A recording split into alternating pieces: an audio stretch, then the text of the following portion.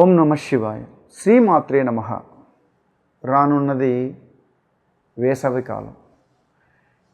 ఈ వేసవికాలంలో కొంతమందికి ఎక్కువగా అమ్మవారు వస్తూ ఉంటారు. అంటే ఇంగ్లీష్లో దీన్ని చికెన్ ఫాక్స్ అని కూడా అంటారు.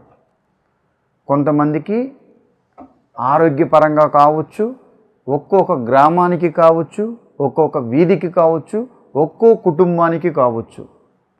ఎక్కడైతే అమ్మవారు సంచరిస్తూ ఉంటారో వాళ్ళు చాలా జాగ్రత్తగా ఉండాలి.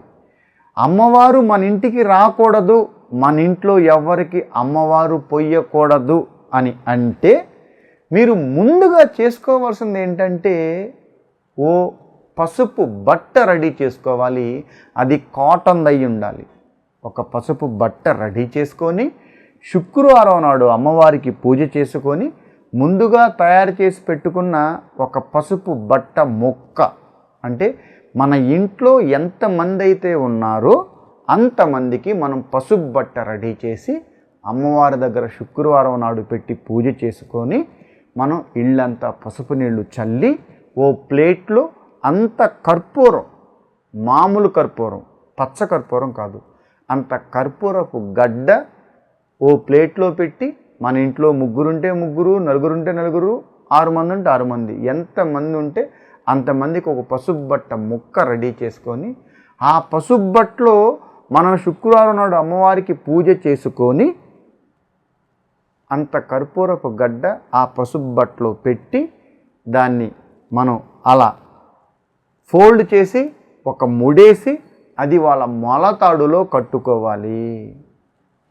చూడండి, చాలామందికి విలేజ్లో కానీ, అంటే విలేజ్ అని ఎందుకు అంటున్నానంటే ఎక్కడ ఏదైనా ఒక చిన్నది జరిగితే ఊరు మొత్తం తెలుస్తుంది. సిటీలో ఉన్నవాళ్ళు పక్కింటి వాళ్ళు కూడా ఏంటో తెలియదు కాబట్టి నేను ఉదాహరణగా చెప్తున్నాను తప్ప ఇంకోటి ఏమీ లేదు. ఒకరికి ఎప్పుడైనా అమ్మవారు వస్తే ఆ వీధి, ఆ ఊర్లో చాలామందికి అమ్మవారు పోసే అవకాశాలు ఉంటుంది. అప్పుడు వాళ్ళు ఎలాంటి ట్రీట్మెంట్ తీసుకోకూడదు. ఓ తెల్లని బట్ట కింద పరిసి అందులో బాగా వేపాకేసి వేప మండలు వాళ్ళ తల దగ్గర పెట్టి వాళ్ళు ఆ వేప ఆకు ఎక్కడైతే పరిసారో తెల్లని బట్ట మీద దాని మీద పడుకోవాలి. ఆ ఇంట్లో నాన్ వెజ్ అప్పుడు ముట్టరాదు, భుజించరాదు, ఎవరు పడితే వాళ్ళు ఆ ఇంటికి రాకూడదు. వీళ్ళు ఎక్కడ బయట ఎక్కువగా తిరగకూడదు. ఒకవేళ పొరపాటుగా ఎవరన్నా మన ఇంటికి వస్తే కాస్త గ్లాసులో ముందుగా కలిపి పెట్టుకున్న పసుపు నీళ్ళలో 3 యాపరెమ్మలతో నీళ్లు చల్లాలి. ఇలా అమ్మవారు పోసింది అంటే చాలా నిష్ఠాగరిష్ఠులై పూజ చేసుకోవాలి ఆ ఇంట్లో వారు. అది చాలా మోస్ట్ ఇంపార్టెంట్. అయితే అలాంటిది అమ్మవారి గాలి మనకు సోకకూడదు అని అనుకున్నవారు మీరు చెయ్యవలసిందల్లా ఒకటే, ఓ పసుపు బట్టలో కర్పూరపు గడ్డ కట్టి వాళ్ళ మొలతాళ్ళలో కట్టుకుంటే 100% ఆ గాలి ఏళ్ళకి సోకదు. ఎవరైతే అమ్మవారు పోయకూడదు, అమ్మవారు గాలి మాకు సోకకూడదు, మా కుటుంబానికి ఏ చీకు చింత ఉండకూడదు అని అనుకున్నవారు నేను చెప్పిన ఈ చిన్నపాటి పూజా విధానం శుక్రవారం నాడు మీరు పూజ చేసి మీ కుటుంబ సపరివార సమేతంగా అందరూ మీ మొలతాడుకు కట్టండి. 100% మీకు అమ్మవారు మీ దరిదాపులో కూడా రాదు. ఈ చికెన్ ఫాక్స్ అనేది వస్తే కొంచెం ఇబ్బందికరంగా ఉంటుంది.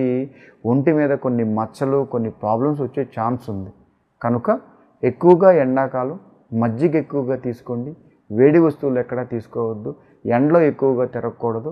కొంచెం ఎండ రాకముందు బయట ఏ పనున్నా చూసుకోరండి. పూజ చేసుకోండి.